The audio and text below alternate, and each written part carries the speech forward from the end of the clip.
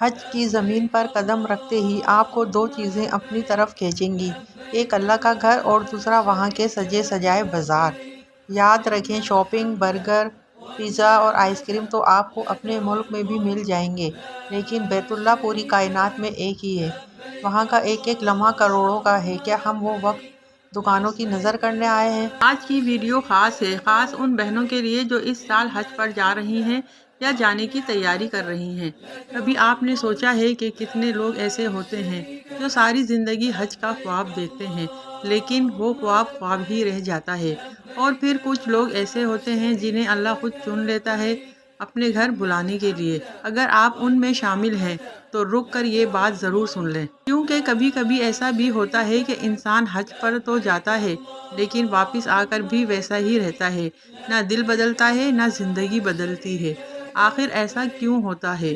کون سی کمی رہ جاتی ہے یا کون سی غلطی سب کچھ بدل دیتی ہے؟ آج میں آپ سے دل کی بات کروں گی، ایک ایسی نصیحت جو اگر آپ نے سمجھ لی تو آپ کا حج صرف ایک سفر نہیں رہے گا بلکہ آپ کی پوری زندگی بدل دے گا۔ اور اگر آپ واقعی چاہتی ہیں کہ آپ خالی ہاتھ واپس نہ آئیں تو اس ویڈیو کو آخر تک ضرور دیکھیں۔ آپ اس وقت شاید بیگ پیک کر رہی ہوں گی، کبھی کپڑے رکھ رہی ہیں، کبھی نکال رہی ہیں، کبھی لسٹ بنا رہی ہیں، اور گھر والے، رشتہ دار سب مشورہ دے رہے ہوں گے۔ لیکن میں آپ کو آج ایک ایسی بات بتانا چاہتی ہوں جو شاید کوئی بھی نہیں بتاتا۔ حج کی تیاری صرف بیگ پیک کرنے کا نام نہیں ہے، اصل تیاری دل کی تیاری ہے۔ آپ نے کپڑے رکھ لیے، چپل رکھ لی، دوائیاں رکھ لی، لیکن کیا آپ نے صبر رکھا، نیت درست کی، دل صاف کیا؟ قرآن ہمیں بتاتا ہے کہ سب سے بہترین زاد راہ تقویٰ ہے۔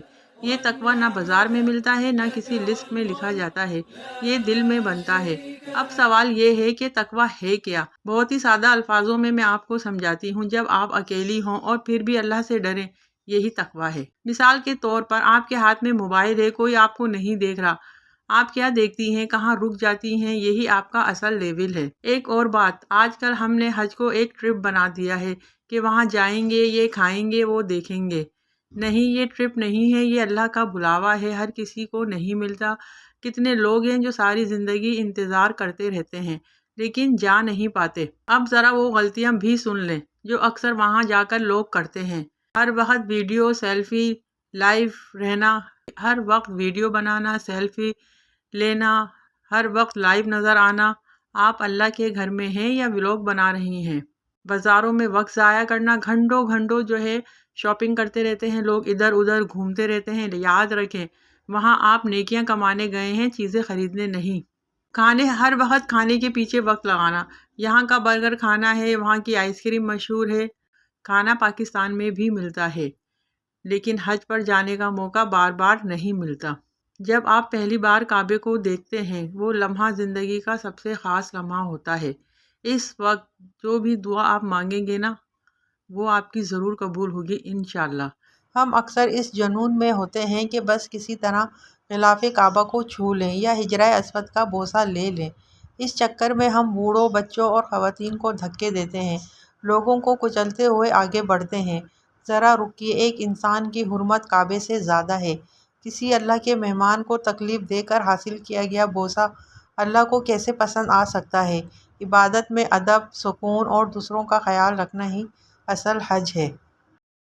حج کے دنوں میں آپ کو ایک لفظ بار بار سنائی دے گا، حجی۔ یہ صرف ایک پکار نہیں، ایک ذمہ داری ہے۔